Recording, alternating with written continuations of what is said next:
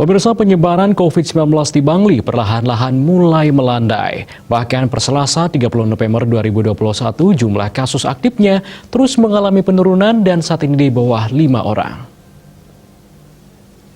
Menurut Humas Gugus Tugas Percepatan Penanganan COVID-19 Kabupaten Bangli, Iwayan Dirgayuse, kasus aktif COVID-19 di Bangli tinggal 4 orang. Ini setelah 7 orang lainnya dinyatakan sembuh pada Selasa.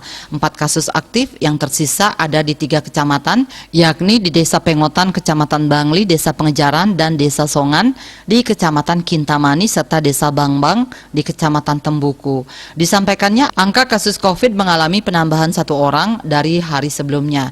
Dengan adanya tambahan itu, total kumulatif kasus COVID di Bangli mencapai 5.209 kasus.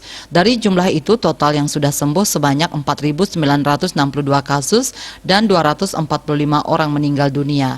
Meski tren kasus COVID-19 di Bangli sudah menurun, Dirgayuse tetap menghimbau masyarakat agar selalu waspada. Sebagaimana yang pernah disampaikannya belum lama ini, masyarakat diharapkan tetap disiplin menerapkan pola hidup bersih dan sehat, serta protokol kesehatan pencegahan COVID-19. Dayus Wasrina, Bali Pos melaporkan.